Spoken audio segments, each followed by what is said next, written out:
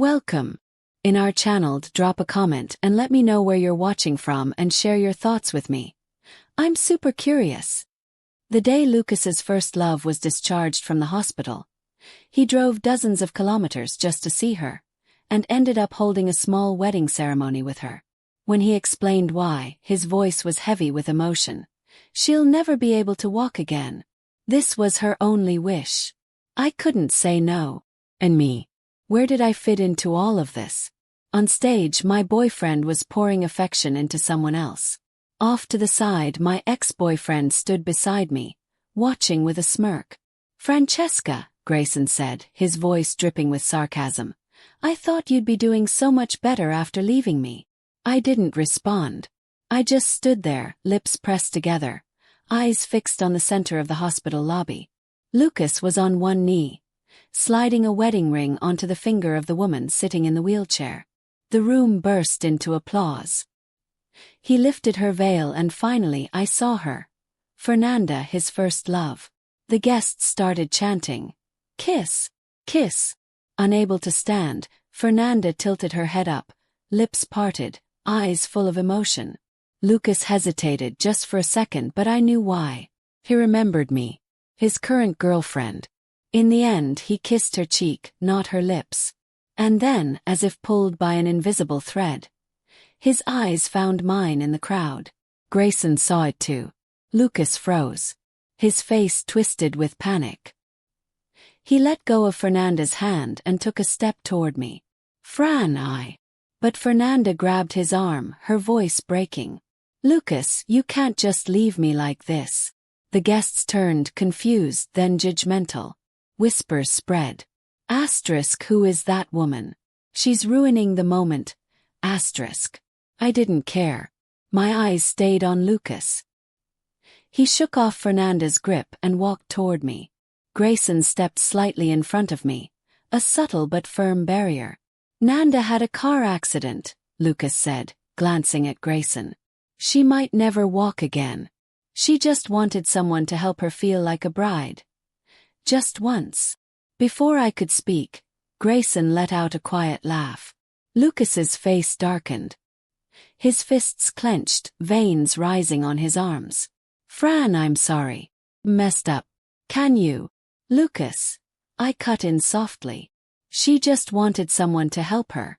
But why did that someone have to be you? We'd only been together a little over a month. I thought he had boundaries. I thought he understood what it meant to be with someone. But here we were." He took a step forward, reaching for me. But Grayson moved again, blocking him completely. And in that moment something strange happened. The way Grayson stood in front of me, protective and solid, pulled me back years. I remembered walking back to campus late one night, two strangers blocking my path, refusing to let me go. Just as one reached for me, Grayson appeared. He stepped in front of me, firm and unshaken. "Didn't you hear her say she's not interested?" He'd done that so many times. Shielded me. Stood between me and anything that might hurt me. And now here he was again. Lucas hesitated, fists still clenched. "Fran, let's break up," I said, my voice calm. Before the words even settled, Grayson turned to look at me. I turned to leave, but he caught my wrist, too tightly. I winced, and he immediately loosened his grip, his eyes searching mine. "Let's go," he said quietly. Of course, all I wanted was to escape that surreal, heartbreaking scene. The sky was turning dusky, city lights flickering on. Grayson followed behind me, not too close, not too far, just close enough that I could feel him there. "Grayson," I called, the evening breeze carrying my voice. "It's been a long time." His footsteps paused, then resumed. Each one echoed in my chest, soft but heavy. He chuckled, voice indifferent. "You know, it has been a long time." I stopped and turned. He stood a few meters away, brow furrowed, half lost in the shadows of the night. "Grayson," I said, forcing a small smile. "It's been 6 years. And you still—" I trailed off, shaking my head. He didn't answer, just walked closer until he was right in front of me. "Francesca," he said, lifting his hand to my face. His thumb brushed gently at the corner of my eye. He just looked at me like he was seeing everything I wasn't saying. I squinted at him, trying to ignore the warmth spreading in my chest. "You like him that much?" he asked. "Had to come to his wedding just to finally let go?" I turned my face away. Of course I liked him. We were good together. Otherwise, why would I have stayed? He studied me. "And you? You don't think I'm still hung up on you, do you?" Grayson scoffed. "What makes you think I'd still like you? You were the one who broke up with me." "I haven't forgotten," I said, shaking my head. "But why were you at the hospital today?" He looked surprised by the shift. "My stomach was acting up." Clicked my tongue. "Grayson, you're still such a spoiled brat." His expression darkened. Of course he remembered why I'd really left. "You're a privileged young master," I said. "Dating you felt like half the world was warning me to stay away." Grayson admitted, "Your mom was right. We're not from the same world. Being together would only exhaust us. Eventually you'd be heartbroken and I'd be sad." "Francesca," he said quietly, "that's just how I am. There's a saying I believe in. If something makes you sad, stay far away from it." Grayson and I met in college. We were each other's first love. In our early 20s we burned bright, passionate, fearless. He had everything: looks, talent, a golden future. People flocked to him. But he shut them all out. Never gave anyone a chance. That was the security he gave me. He pushed me forward, held my hand, stood beside me. At the time I had his love, clear, unwavering. But reality is cruel. It gives you sweetness just to rip it away. His family arranged a marriage for him. At first he fought it, argued, even ran away from home. Felt like I was his whole world. And honestly, that scared me. Then came the pressure. His mother, his uncle. That perfect fiancé they always talked about, but I never saw. One by one they wore me down. Finally, his mother threatened me, just like a scene from a drama. If I didn't break up with him, it wouldn't just be me in trouble. The people around me would suffer too. There was no dramatic rainstorm. No screaming match. No tears of misunderstanding. I just told Grayson everything. Then I said, "I'm tired. Love should be joyful, not a war." I didn't want us to end up resenting each other. So I chose to leave while everything was still beautiful. Elders always say marriage should be between equals. Back then I believed that. So I broke up with Grayson. He stared at me, disbelieving. Said he wouldn't accept it. I smiled and told him, breaking up doesn't need mutual consent. He begged me to wait. Promised he'd fix everything. But I walked away. I still remember his last words to me. Cold, sharp, full of pain. "Francesca, I'll make you regret this. I swear." At the time I was shattered. I believed he was too. Maybe even more than me. But time passes. Wounds heal. I never thought we'd end up here, standing together like this years later, in the quiet of a city night. Then my phone rang. I glanced at the screen. "Lucas." Grayson's expression turned icy. "He still has the nerve to call you." I answered anyway. Lucas's voice was frantic. "Fran, where did you go? Please just listen. I didn't know she asked me to do this. I was just confused. That's why I agreed." I glanced at Grayson. His jaw was tight, his eyes stormy. "Lucas," I said calmly, "we agreed from the start, no betrayals. Not even once. Not even in a moment of confusion. It's irreparable." "But Fran, I don't agree." I smiled faintly. "Breaking up doesn't need mutual consent." Hung up. Blocked his number. Grayson stood there, silent, like a sentinel who'd watched the whole thing unfold. After a long pause he spoke. "It's irreparable." I frowned. Of course. When someone makes a mistake, they have to face the consequences. Isn't that normal? He didn't answer. Then I looked at him. Really looked. His dark eyes were locked on me, intense, unblinking. His voice dropped, cold and clear. "But I didn't make a mistake back then. Beep. It was the coward who decided to leave me. It was she who let go of him, saying she was tired, that she didn't love him anymore. As he spoke, Grayson leaned in slightly. His eyes locked on mine, unblinking. "Francesca," he asked quietly, "tell me, who was really at fault?" I could feel the weight of that question settle in my chest. Course Grayson must hate me. He had once been the golden boy, the kind of person who got everything he wanted without even trying. But for me, he had lowered himself over and over again.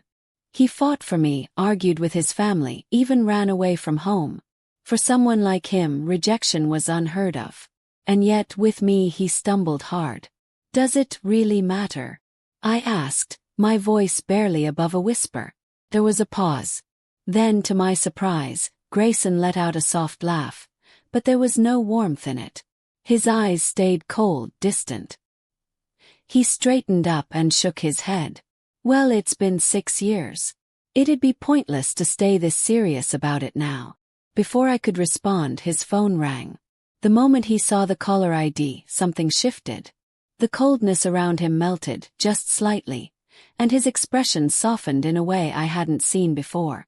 Without a word, he stepped a few paces away and answered. I couldn't hear much, just the faint sound of a woman's voice on the other end. "Okay," he said calmly. "Wait for me there. I'll be right over." He hung up quickly, the call barely lasting a minute. But in that moment something deep inside me stirred. Memories I thought had long faded suddenly came rushing back. Clear, vivid, impossible to ignore. Grayson had always loved filming. When we were together, he carried a small camera everywhere. He recorded everything. Me eating, sleeping, shopping, traveling. He captured our ordinary moments like they were something sacred. Once he handed me the camera and said, "If you ever miss me, just watch these."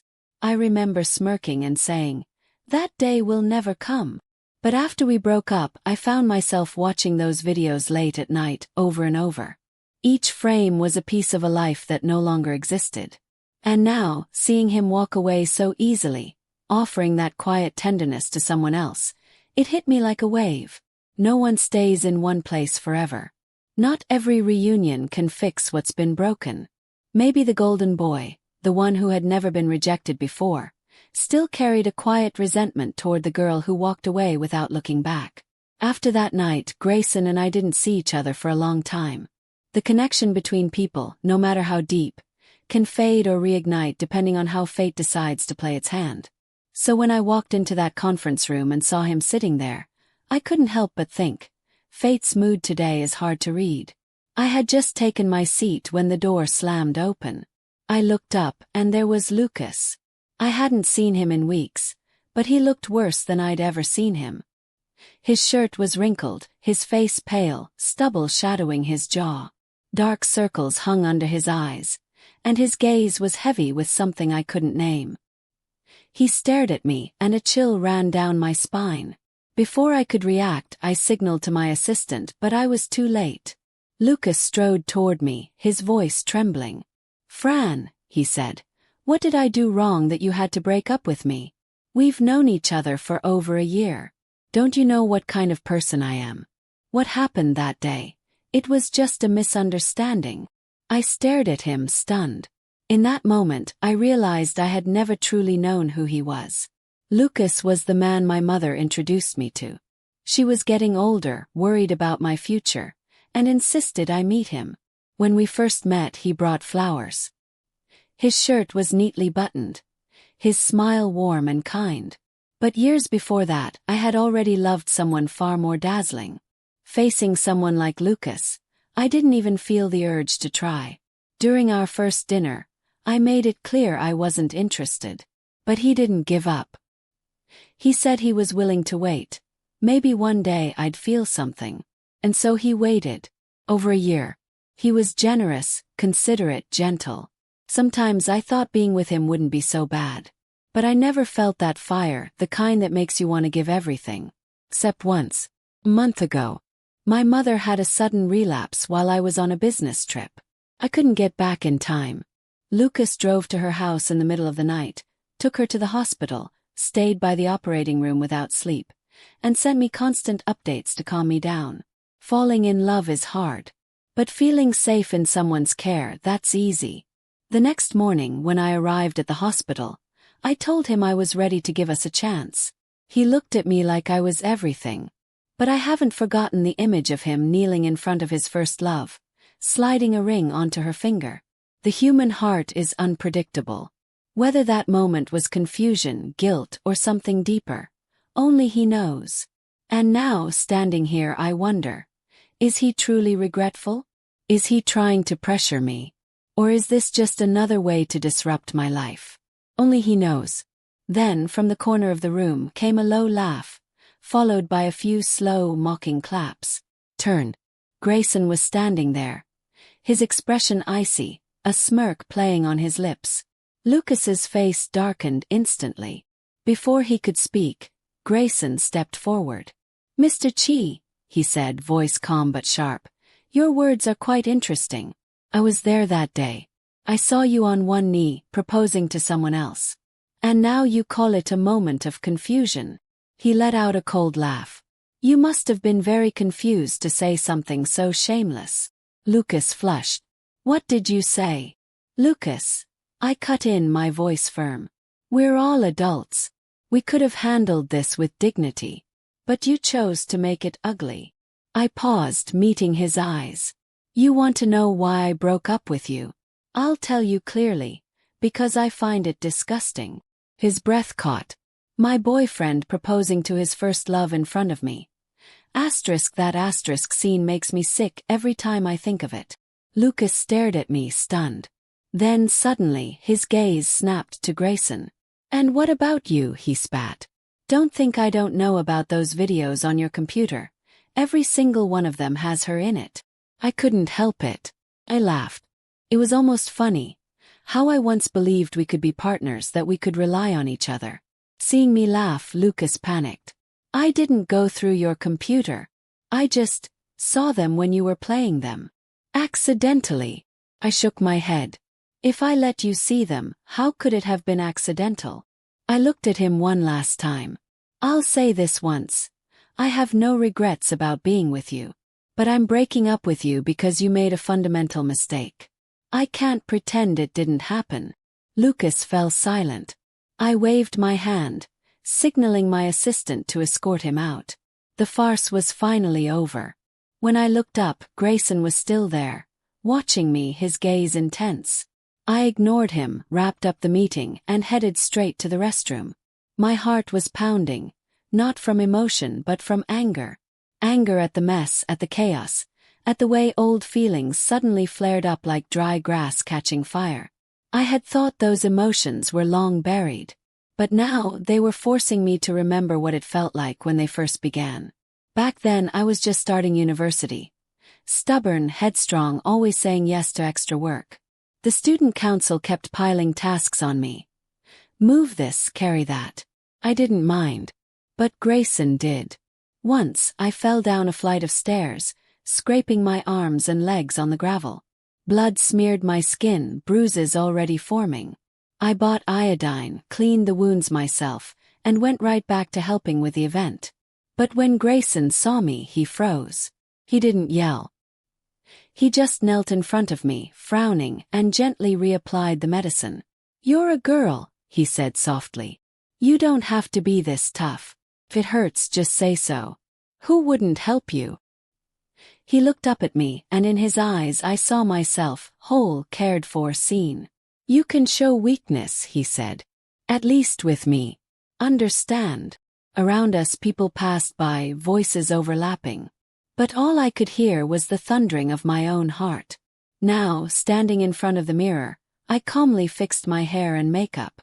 After I left the restroom, I turned the corner, and there was Grayson, leaning against the wall. When he heard my footsteps, he looked up, his face unreadable. For a moment, I didn't know what to say. I thought he was going to mock me again. "Grayson, Before I could finish, he pushed off the wall and closed the distance in 2 strides. Then, without a word, he pulled me into his arms, tight, firm, like he was afraid I'd vanish. "Francesca." His warmth surrounded me, and suddenly I remembered. The last time he held me like this was the day I broke up with him. He didn't agree. He didn't know how to stop me. So he just held on, as if his arms could keep me from leaving. I pushed against his chest, said cruel things, tried to make him hate me, but the tears wouldn't stop. They soaked his shoulder and still he didn't let go. Since that day we'd kept a careful distance, about a meter apart, like an invisible line neither of us dared cross. Now he just held me saying nothing. What was he thinking? What did he want to say? I didn't know. Then I pushed him away. Grayson, are you still? The sudden ringtone cut me off. He stared at me for a long moment before pulling out his phone. I caught a glimpse of the screen, the same name from that night. I felt a strange pang, something between resignation and helplessness. You should answer it, I said, turning away. But he didn't. Ignoring the ringing phone, he grabbed my wrist and turned me back to face him. Francesca, he said, voice low. What were you about to say? I shook my head, trying to pull away. He didn't let go. His eyes stayed locked on mine. When the phone finally stopped, he asked again, softer this time. Sophia, what were you going to ask me? Sophia. The name felt wrong, out of place. I wanted to ask him if he still liked me. I wanted to know if he even remembered what he was doing. I wanted to tell him that everything between us had ended long ago. But the phone rang again, louder, more urgent. The words died in my throat. Grayson seemed to understand. But I think he misunderstood. Still holding my wrist, he answered the call, and switched it to speaker. Say what you need to say, he said. If it's not important, don't bother me. Then a cheerful voice. Wait, bro, why are you snapping at me? I was just calling to tell you the thing you asked me to take care of a few days ago. It's done. Before the voice could finish, Grayson cut in. Did you hear that? He looked at me. This is my sister. His grip on my wrist tightened slightly, but his voice was almost coaxing now. So, Sophia, what were you going to say to me? I looked down at his hand, then pulled it away. How come I didn't know you had a sister? Yes. And what does that have to do with me? The voice on the phone laughed nervously. Sis-in-law, don't misunderstand. I'm really just Grayson's cousin. Please don't let this cause a misunderstanding. Or else my big bro will definitely get back at me. Grayson ended the call. He looked at me, his eyes darker now, deeper. How could it not be related? He said quietly. I have other brothers and sisters too. If you want to know, I'll tell you everything. The hallway was quiet now, the echo of the phone call fading into the hush of the building. Grayson stood before me, his eyes darker than I'd ever seen them, like storm clouds gathering just before the rain breaks. I wanted to walk away. I should have walked away. But I didn't, because in that moment something shifted. Not in him. Me. I looked at Grayson, the man who had once loved me so fiercely he'd run away from his family for me, the one who filmed every small moment between us like they were treasures, the one who held me when I said I was leaving and still didn't let go. And I realized I had spent 6 years believing I was the strong one, that I was the one who made the mature choice, that I walked away to protect us both. But what if I was wrong? What if walking away wasn't strength, but fear? Fear of being loved too much. Fear of not being enough. Fear of a world where someone like him would choose someone like me, over everything else. I didn't know you had a sister, I repeated, my voice softer now, almost wondering. Grayson exhaled, slow and deep. You didn't know a lot of things. Like what? Like how I kept every one of those videos not because I couldn't move on, but because I was waiting for the day you'd ask to watch them again. And blinked. My chest tightened. And that call, he went on. The one you thought was her, the woman from the hospital? There is no her. There hasn't been anyone since you. I stared at him. Then why did you act like you were hiding something? A faint, knowing smile touched his lips. Because I wanted to see if you'd care. Silence. And then, you jerk, I whispered, half laughing, half angry. You made me jealous on purpose. I made you feel, he corrected, stepping closer. You spent 6 years running from feelings. From us. From this. He reached for my hand, slower this time, giving me the chance to pull away. I didn't. So go ahead. Walk away again. Say it's over. Say we're from different worlds. He leaned in, his voice dropping to a whisper. But don't pretend you don't remember the way I used to kiss you. Like you were the only thing keeping me alive. My breath caught. And then, before I could think, before I could overanalyze, before I could protect myself one more time, I reached up, grabbed the front of his shirt, and pulled him down to me. Our lips met. 6 years of silence, regret, longing, and love crashing together in one breathless moment. It wasn't gentle. It wasn't careful. It was ours. When we finally broke apart, Grayson rested his forehead against mine. His voice rough. So, was that a goodbye kiss? I smiled, really smiled, for the first time in years. No, I said. That was a hello. And as the city lights flickered to life outside, I realized something. Maybe fate didn't bring us back together just to repeat the past. Maybe it brought us back to finally get it right.